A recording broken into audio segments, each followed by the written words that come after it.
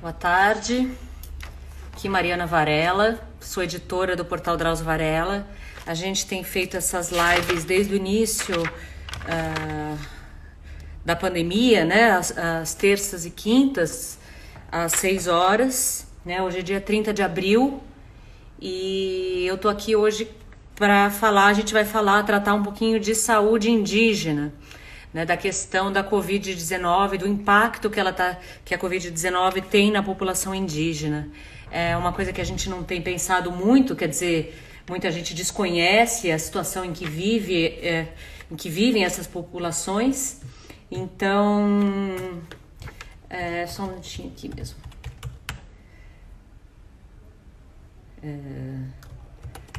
Desculpa que eu tô conversando aqui com a nossa entrevistada, que vai entrar aqui daqui a pouquinho.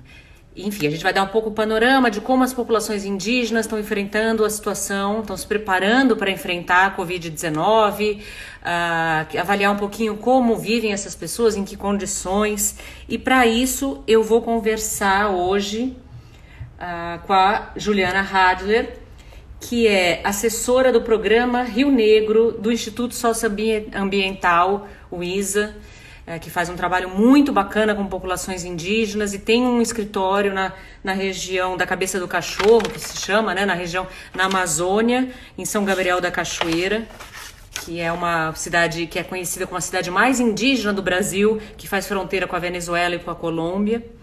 E eles estão lá acompanhando em loco, né, como a população indígena está lidando com essa questão.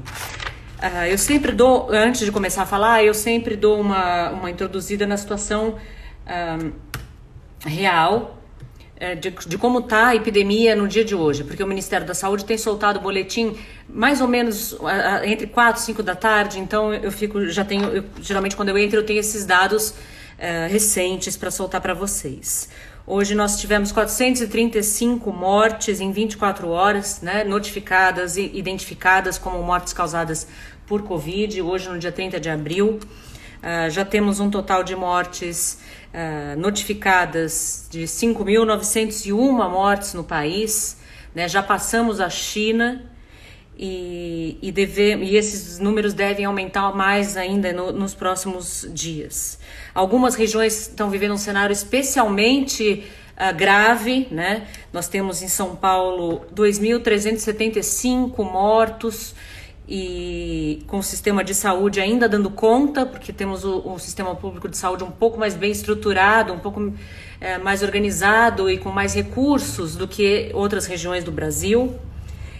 Também a situação também está grave no Rio de Janeiro, com 854 mortes, no Ceará com 482 e também na Amazonas com 425 mortos. E aí eu vou conversar com a Juliana, que está exatamente nessa região, para falar um pouquinho com vocês. Deixa eu ver se ela conseguiu me mandar convite aqui. Ju, se quiser pode mandar já o convite que eu te aceito aqui.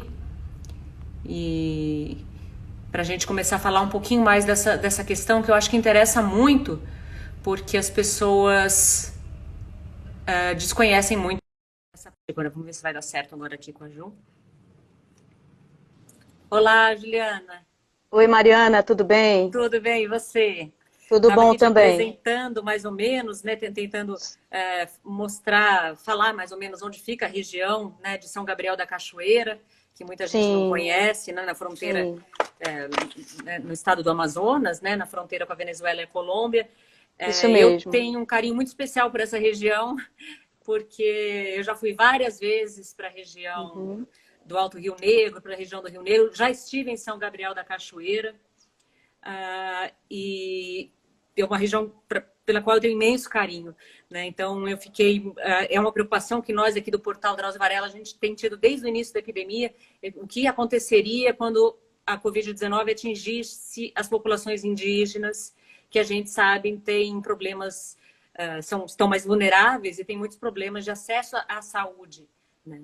É verdade. E, enfim, você trabalha no ISA, no Instituto Socioambiental, faz um trabalho bem bacana, aí tem um escritório em São Gabriel, né? Isso, E aí eu queria que você falasse um pouquinho do seu trabalho, assim, do que você faz, claro, enfim.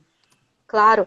Mariana, primeiro eu queria agradecer também a oportunidade, né, de estar aqui no portal do Dr. Drauzio Varela, que também para a gente é uma pessoa muito querida, viu, Mariana? Ele esteve lá em São Gabriel da Cachoeira no fim do ano passado, a gente assistiu uma palestra dele, ele visitou o Instituto Socioambiental, já demonstrando preocupação com a saúde indígena na região, que independente da pandemia, né, já é uma situação preocupante sempre, né, a questão da saúde indígena. E o Dr. Drauzio tem sido muito assíduo, viu? Inclusive mandou recentemente um áudio preocupado, né, com a questão do isolamento social, pedindo, né, para os indígenas permanecerem nas aldeias, permanecerem nas comunidades. Recentemente a gente se falou, ele demonstrou a preocupação dele, então eu agradeço também por estar aqui nesse momento, né? O Dr. Drauzio é uma voz sensível, que traz o alerta, mas não traz o desespero, né? A gente sabe também da importância de saber comunicar as informações sobre a pandemia para os povos indígenas, né? É uma questão também de você contextualizar para a questão regional, o recorte regional, né? A gente está falando de uma cidade multicultural, né? São Gabriel da Cachoeira, como você bem introduziu, região conhecida como Cabeça do Cachorro, na fronteira com a Colômbia e com a Venezuela, a cerca de 1.000 quilômetros de distância de Manaus. Essa é uma distância muito longe, que só se faz via barco, via fluvial, ou então por avião, né? Então fica no Alto Rio Negro.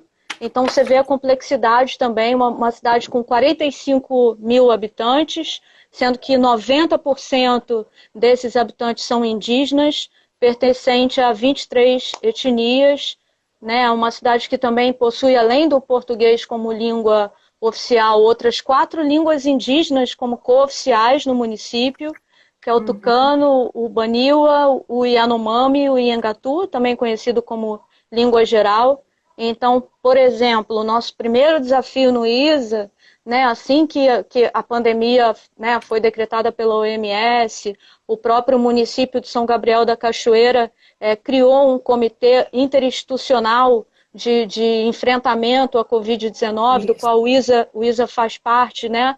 E eu, junto com um colega meu do ISA, o ISER de São Gabriel, a gente integra esse comitê. As viagens fluviais foram interrompidas para São Gabriel. São Gabriel fez de tudo para se manter isolado, né? A partir desse decreto, da criação desse comitê, São Gabriel fez de tudo para se manter isolado, para impedir a chegada do Covid-19 na região, né, tendo em vista as dificuldades de infraestrutura da cidade para enfrentar. Infelizmente, no último domingo, no dia 26, a gente teve a notificação dos 2 primeiros casos lá em São Gabriel. Legal, e São Gabriel é uma cidade que tem mais ou menos 40 mil habitantes, é isso? Isso, 45 mil habitantes, 45 mil. 90% indígena. Mais ou menos metade na parte urbana do município e metade nas terras indígenas, né, no interior. E eu acho legal, é importante dizer, que é uma coisa que o pessoal tem falado muito quando fala do Amazonas, que o único lugar que tem leitos de UTI disponíveis para toda a região, né, para o Amazonas, que tem mais de 4 milhões de habitantes, é Manaus, né? Justamente. As outras cidades, outros municípios, Gabriel fica a 1.000 quilômetros por via fluvial de Manaus. Quer dizer, impossível pensar que uma pessoa precisando de UTI possa ser transportada em caráter de urgência para Manaus, que já está com o sistema público absolutamente lotado, né? Manaus tem 466 leitos de UTI público, já também absolutamente cheio, são 920 mais ou menos, público e privado, também já lotado. Então, a gente olha com muita preocupação mesmo essa população, o risco que essa população está correndo. E eu queria saber como a população está se organizando, né? Porque eu imagino que eles estejam se organizando por conta própria, já que não há muitas políticas públicas voltadas para essas pessoas, né? É verdade. Dentro disso que você está falando, né? Só para a nossa também audiência entender um pouquinho, lá em São Gabriel só existe um hospital, que é o HGU, né, que é administrado pelos militares, pelo Exército. Lá existem 7 respiradores, não existe leito de UTI, como você mencionou, em nenhum município do interior do Amazonas, em nenhum município fora Manaus existe UTI, então São Gabriel é essa mesma realidade, mas existem 7 respiradores. 5 desses respiradores normalmente já estão em uso por doentes crônicos, né, com alguma doença respiratória. E 2, então, estão disponíveis para pacientes de Covid. Até ontem, o que eu soube é que 2 pacientes já estavam utilizando, né, esses respiradores, ou seja, não tem mais respirador. Um indígena já foi um professor, Baniwa, que foi o primeiro indígena registrado, né, lá em São Gabriel com Covid-19. Ele foi transferido para Manaus. Felizmente, ele conseguiu um leito na capital, mas a gente sabe que isso está sendo muito difícil. Tem gente morrendo sem atendimento, né, em Manaus. Muita gente. Então, diante disso, a gente sabe que é uma corrida contra o tempo, né? Tem se tentado, de várias maneiras, conseguir doações, recursos, doações de EPIs, doações de cestas, de kits de alimentação, para ajudar no isolamento dessas populações, né? Então, a partir desse comitê interinstitucional que foi criado, e aí, diante dessa crise toda, desse drama humanitário que a gente está vivendo, realmente são respostas interessantes que a sociedade dá, viu, Mariana? Muitas vezes com total desassistência do governo, né, que a gente vê que realmente, pelas declarações infelizes do nosso presidente, a gente vê o descaso, sobretudo com as minorias, sobretudo com as populações indígenas, quilombolas, os povos da floresta. Então, realmente o que a gente sente é que a gente depende da gente mesmo, né? Um pouco aquele enredo do filme Bacurau, né? A comunidade é que tem que dar as suas próprias respostas e ter as suas próprias defesas. Então, nesse aspecto, eu acho que os povos indígenas eles são fantásticos nisso, né? Então, existe um protagonismo muito grande da Federação das Organizações Indígenas do Rio Negro, da qual o ISA é parceiro, a gente trabalha junto, lado a lado, lá. Então, o Marivelton Barroso, do Povo Baré, presidente da FOIRN, vem se empenhando muito dentro desse comitê, né, para trabalhar, por exemplo, ontem eles conseguiram, junto da FUNAI local, fazer a interrupção da BR-307, para que não haja mais circulação, por exemplo, do que eles chamam de toyoteiros, que são motoristas de Toyota que circulam por essa estrada, impedindo a circulação desses motoristas para que os Yanomami, lá de Maturacá, da região do Pico da Neblina, consigam fazer de fato o seu isolamento. Foi um pedido desses Yanomami. Eles, inclusive, entraram em contato com a FOIRN e com o ISA, solicitaram isso, a gente quer se isolar. Alguns deles, inclusive, saíram da parte mais central da comunidade e foram para a floresta. Inclusive, a Agência Amazônia Real fez uma matéria muito boa sobre isso. E a terra indígena do Balaio também se isolou. E esse é um movimento que tem sido feito por outras comunidades. Lá uma região com 7 terras indígenas demarcadas, né, uma região de vasta extensão de terras indígenas demarcadas. Talvez por isso também a gente pode atribuir desmatamento praticamente zero. É a parte mais intacta, mais preservada da floresta amazônica no Brasil. Então as comunidades estão vendo que realmente o isolamento é a principal forma delas se protegerem do Covid, né? A gente sabe disso também, a gente também nas nossas casas, nas cidades, a gente está fazendo isso, mas para os povos indígenas onde você tem uma distância da capital gigantesca, possibilidade de remoção somente por avião, não tem um hospital com UTI, não tem respirador, né? Então realmente o isolamento, você fugir, se esconder desse vírus é a melhor forma de se proteger, né? Certo. Agora, outra preocupação também, Juliana, é que as pessoas têm falado muito da questão econômica, né? A gente sabe que muitos desses indígenas desenvolvem, fazem, às vezes, serviços informais, são trabalhadores informais nas cidades, e que com esses serviços parando, essas pessoas ficam sem dinheiro, ou mesmo pessoas que desenvolvem atividades ligadas a artesanato, atividades, né, nesse sentido. Como eles estão sobrevivendo no que tange a economia local? É verdade, Mariana, essa é uma grande preocupação, né? Inclusive, esse comitê, o ISA, a FOIRN, a gente vem acompanhando de perto também as reuniões da Frente Parlamentar Indígena, da deputada Joênia Wapichana, que tem dos indígenas, e como é que, do acesso à renda mínima para os povos indígenas, né, como é que você também pode contextualizar essa questão do acesso à renda mínima, porque aí você vê uma questão que é delicada. Por exemplo, se você incentiva o isolamento dos indígenas na aldeia, mas o único lugar onde você pode pagar o benefício emergencial do Covid é numa lotérica na cidade, você acaba causando um grande, imenso transtorno, né? Então, esses dias lá em São Gabriel, a gente estava lutando em relação à questão das filas, organizando a fila, né, fazendo sinalização no chão para mostrar a indicação do distanciamento social, que a gente brinca lá que é um pirarucu de distância, que é um peixe de mais de 2 metros, né? Então tem que estar um pirarucu de distância cada um, né? Botamos o carro de som da rede de comunicadores indígenas, alertando a população para isso também, nas línguas indígenas, né? Então é uma preocupação de acesso a esse benefício, esse é um ponto.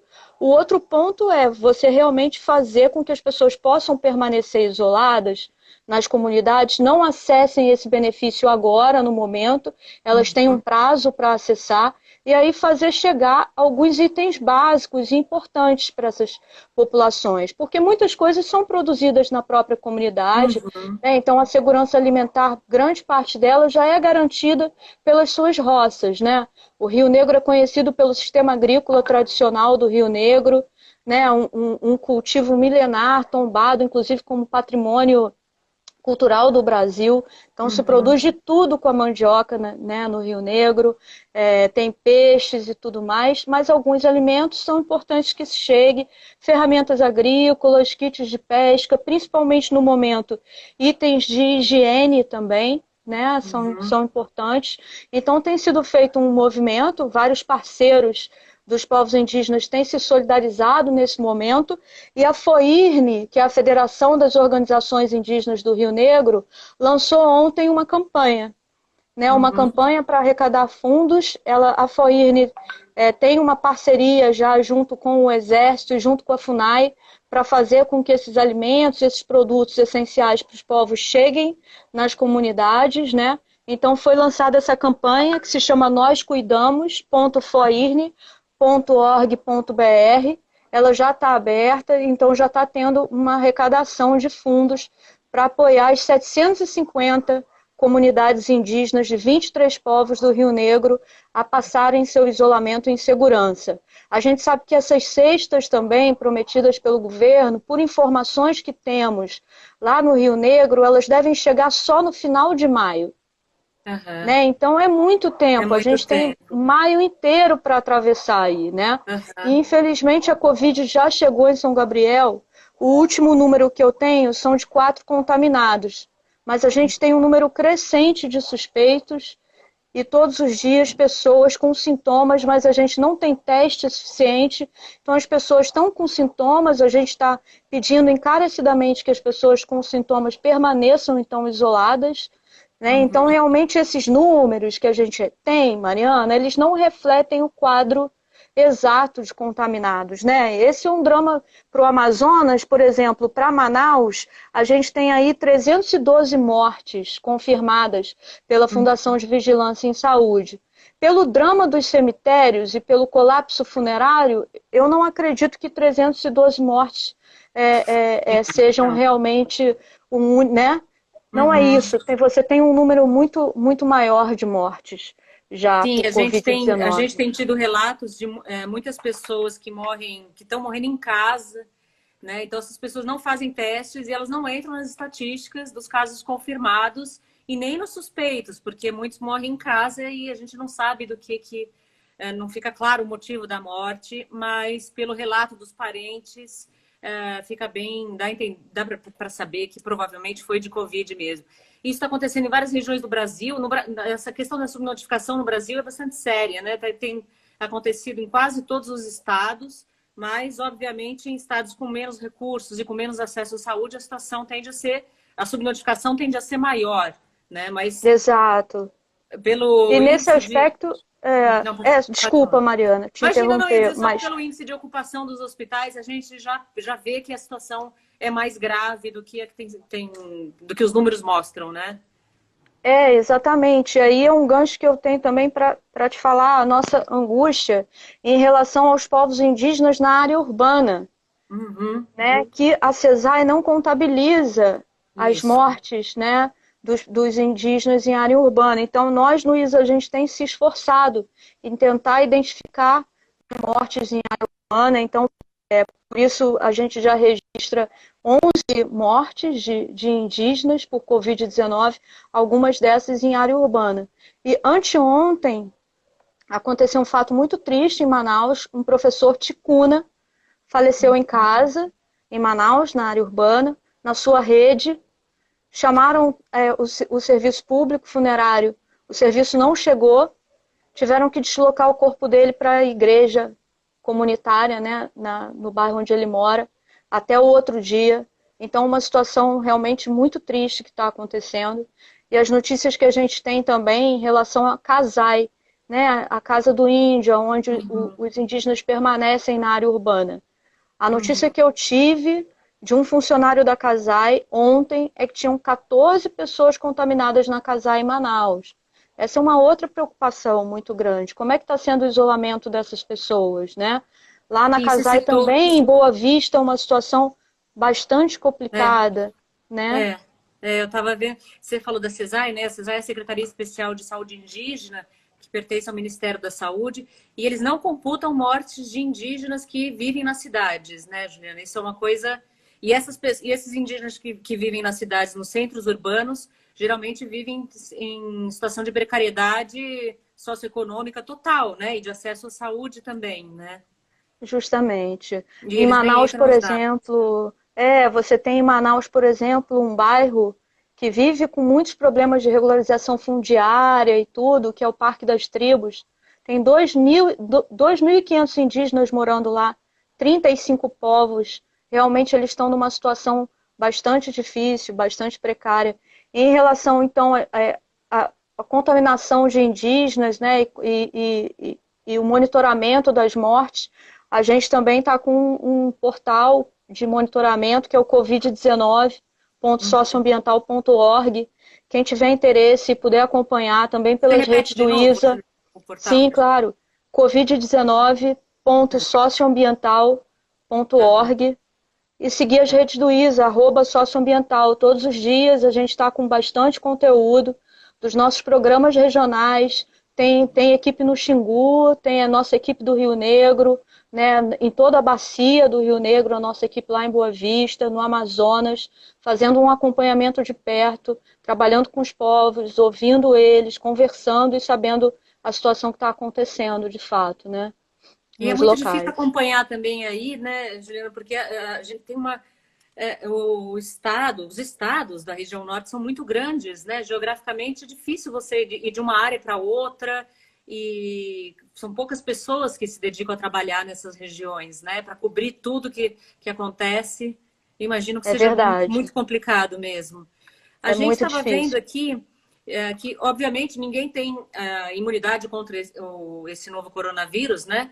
Mas que no caso da população indígena, eles têm mais risco de complicação por já ter uma prevalência de outras doenças, né, como hipertensão, o mesmo uso abusivo de álcool, né, que são problemas de saúde que tornam essas pessoas mais vulneráveis a desenvolver quadro grave de Covid. Essa questão da saúde indígena é muito maltratada, maltratada mesmo, né, no Brasil, né, Juliana? É muito maltratada, já é desafiador. São Gabriel da Cachoeira, no ano retrasado, foi o município número 1 em malária no Brasil. Exatamente. E a malária do tipo mais difícil, mais complicado, que é a malária falciparum, disparou lá, né? Então inclusive esses números da malária lá não estavam tendo notificação, a gente não tinha essas informações, né, muito claras. Até um dia, lá na Maloca da Foine, que a secretária de saúde do município, dando uma palestra num evento de mulheres, ela falou, de mulheres indígenas, ela falou, olha, acabei de ver o boletim, São Gabriel da Cachoeira é o município com mais casos de malária no Brasil. A gente caiu para trás quando soube disso, né?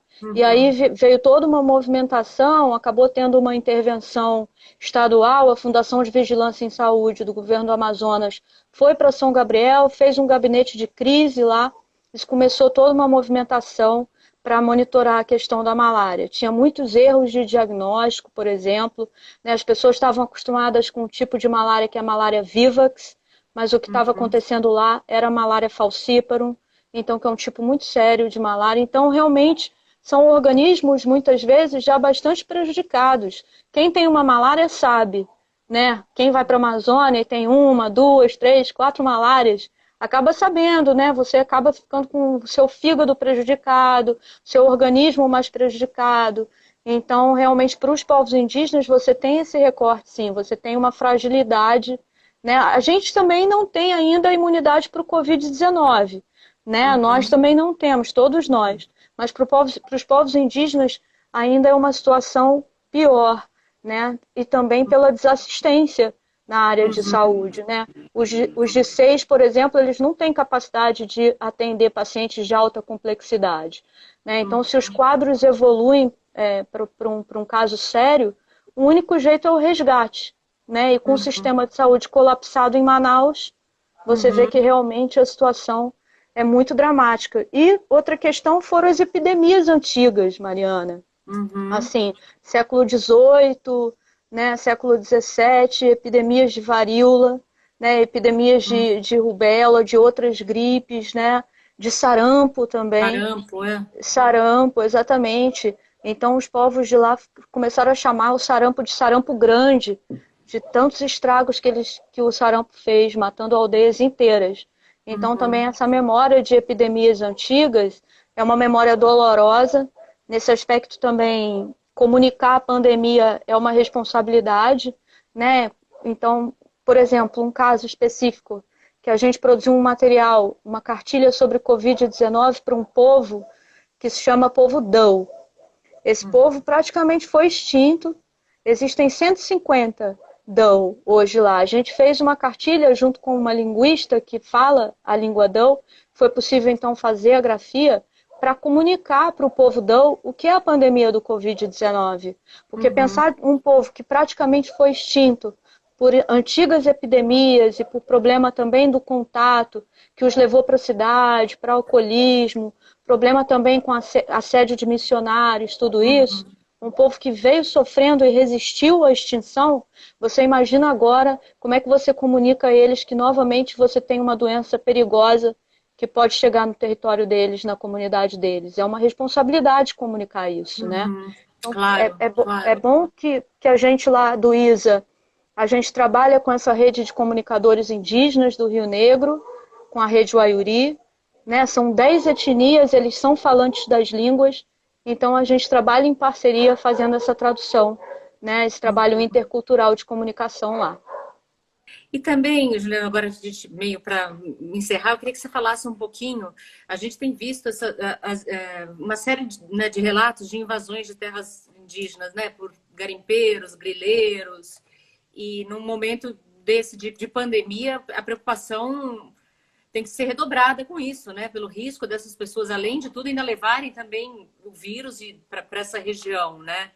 Você acha que Sem estão dúvida. conseguindo controlar um pouco isso agora com a pandemia, fechando, né, como você disse, que São Gabriel está mais isolada, fechou fronteira, tudo?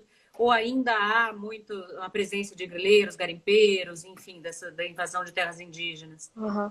Olha, Mariana, lá, por sorte, no Alto Rio Negro, na região de São Gabriel da Cachoeira, a gente não tem uma situação dramática com invasão de madeireiros, de garimpeiros. A situação dramática se dá na terra indígena Yanomami, em Roraima. Né? Roraima. Lá a gente tem a notícia de invasão garimpeira, 20 mil garimpeiros dentro da terra indígena Yanomami.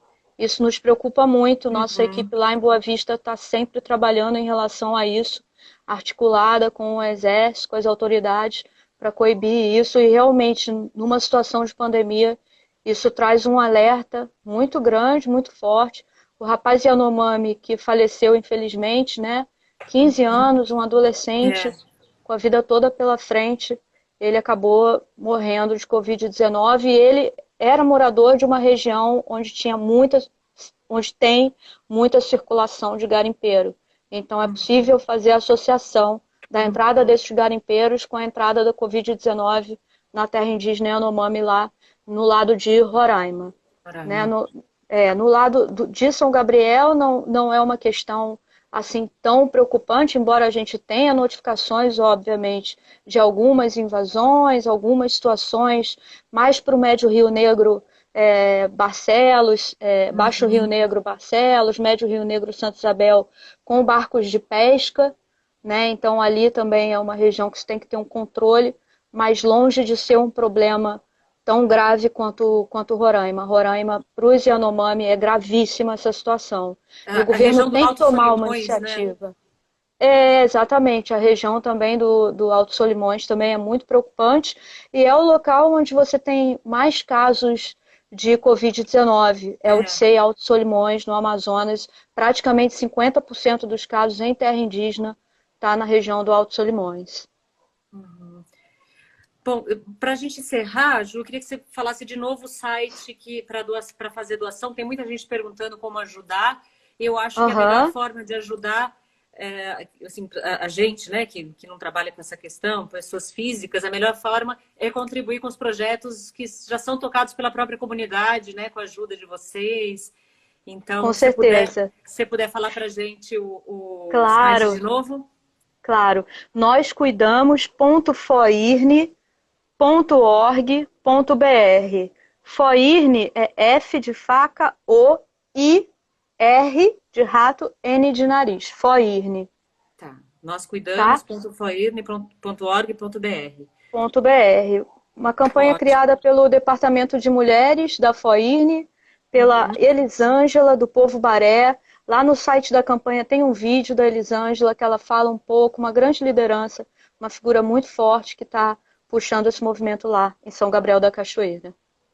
A gente aqui no portal tem falado bastante disso, que a nossa preocupação sempre foi com as populações mais vulneráveis, né? Indígenas, população carcerária, né? Pessoas que moram em regiões que não têm hospitais, porque essas pessoas seriam as últimas a serem afetadas na escala, né? Que o vírus a doença começou a se disseminar nas classes mais altas, porque as pessoas trouxeram o vírus de fora, né? Da Europa, basicamente. E a Uhum. gente já previa que isso ia se espalhar e quando chegasse nessas regiões, que é o que está acontecendo agora aqui em São Paulo, por exemplo, a gente vê que a doença está chegando nas periferias, na zona leste, na zona sul, e que o índice de morte nessas regiões tem sido muito mais alto do que o índice de mortos nas zonas mais ricas da cidade. Porque a Covid-19, ela exige um tratamento hospitalar quando ela fica grave, né? A maioria dos casos é leve, mas quando ela se torna grave, ela exige um tratamento hospitalar intensivo. E aí não só a necessidade do respirador, mas a necessidade de cuidados médicos e de equipe. Então, vários profissionais envolvidos, médicos, enfermeiros, fisioterapeutas, auxiliares, precisam estar envolvidos nesse tratamento. E isso é dispendioso, exige muita gente e exige uma infraestrutura hospitalar. Como a gente né, já está praticamente colapsado, né? Então, acho que eu conversei aqui com a Ju, mas acho que ela teve algum probleminha que acho que ela saiu aqui. Não tem problema, Ju, a gente tudo bem, eu já estava encerrando mesmo a conversa e é isso. Eu conversei com a Juliana Hadler aqui do ISA, né, assessora do programa Rio Negro do Instituto Socioambiental. Queria agradecer muito o pessoal do ISA. A gente está em contato aí com vocês e podem contar com a gente aí para o que precisarem. O trabalho de vocês é realmente incrível. Eu conheço a região de São Gabriel da Cachoeira, do Alto Rio Negro, é uma região muito difícil de trabalhar, uma extensão geográfica enorme e com muitas as pessoas que vivem lá enfrentam várias vulnerabilidades, falta de assistência médica, dificuldades socioeconômicas, enfim, parabéns pelo trabalho. E é isso, gente. Terça-feira que vem, às 6 horas, eu estou de volta. E se tiverem dúvidas e questões sobre Covid, sugestões, por favor, dá para mandar aqui pelo Instagram, pelo Twitter, usando a hashtag CoberturaDV. E essa live vai ficar nos stories por 24 horas e depois ela vai para o nosso site, o portal drauzvarela.uol.com.br. As outras lives que eu tenho feito também estão lá. E é isso, a gente continua aqui, a minha equipe e eu acompanhando a pandemia de Covid-19, torcendo para que a gente consiga sair dessa o mais rápido possível e com o menor número de mortos. Obrigada, bom fim de semana para vocês. Obrigada, Juliana. Obrigada, pessoal do ISA. Até mais.